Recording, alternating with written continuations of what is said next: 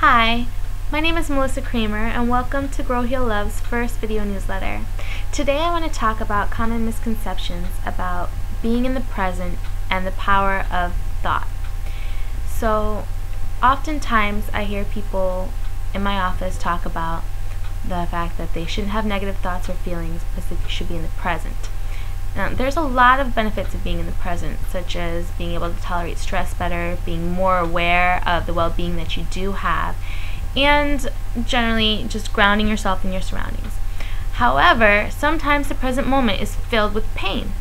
And in these instances, it's imperative that one recognize and honor that pain. To be brave enough to experience the pain is at the essence of being mindful and being in the present.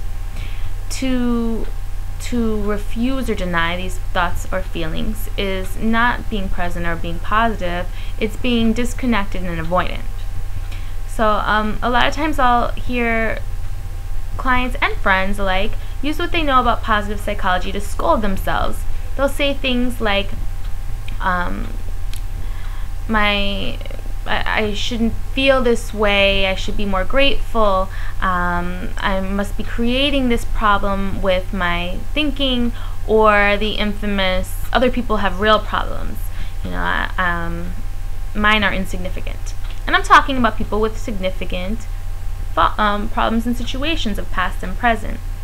Don't get me wrong, I'm grateful for the positive psychology movement and that people are more aware that how they think does affect their feelings and their current situations. However, I think that, without guidance, some people are using this to minimize their pain.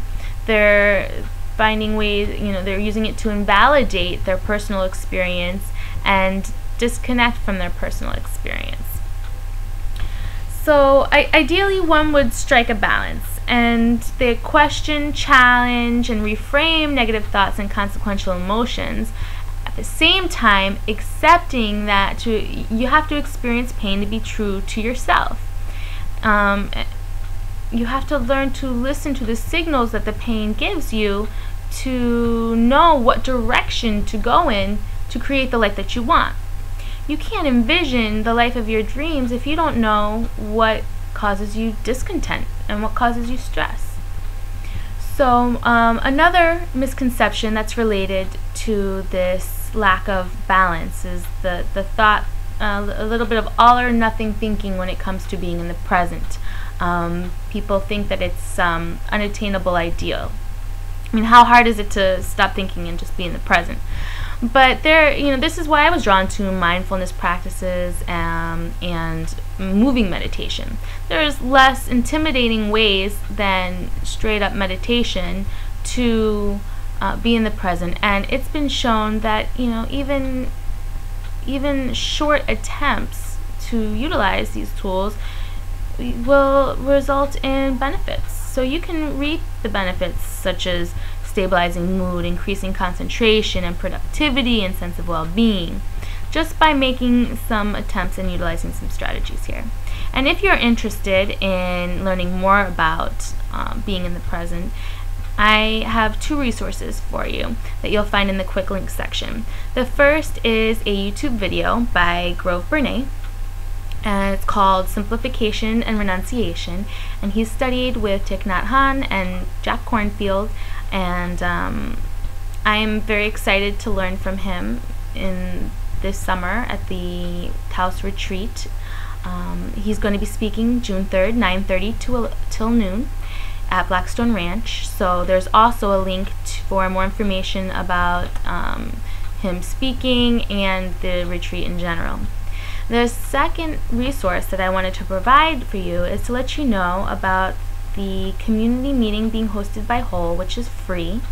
It's going to be an experiential workshop, Demystifying Meditation, facilitated by Adriana Zarate, who has extensive experience in meditation and in yoga.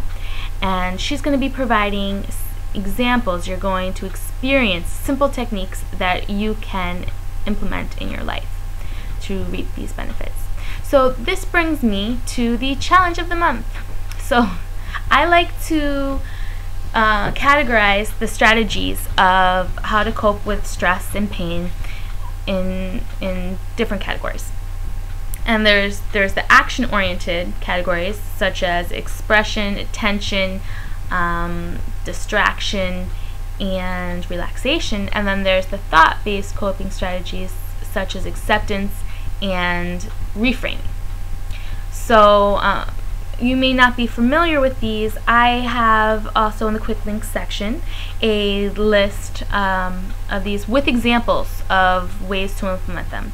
And what the challenge is first to make a list of them, 1 through 6, 1 being the one that you use all the time and 6 being the one that maybe you've never tried, and to utilize those last 3 this month. So if you're somebody who is really good at distracting, I want you to try to sit with it, do some attention acceptance stuff. And if you're someone who tends to sit with your emotions, maybe that's your MO, try some expression or some distraction. That's at the bottom of the list. So if you need help with these, please contact me. That's what I'm here for. And good luck. So last thing, I promise, final note. I'm super excited about this event, Philanthropist, that I'm going to be participating in as a member of Whole, the nonprofit that I'm a part of. And it's going to be at the Wolfston campus, April 6th. It's going to be a huge event. Hundreds of nonprofits and thousands of people are expected. There's going to be live music and dancing. There's going to be art shows. It's family friendly. There's going to be kids activities and raffled prizes and food trucks. The idea is to raise civic engagement, to get people involved with each other, to get people aware of the services and involved in volunteering with the services, and just to have fun.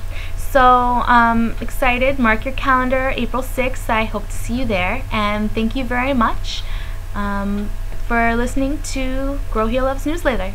Have a wonderful day.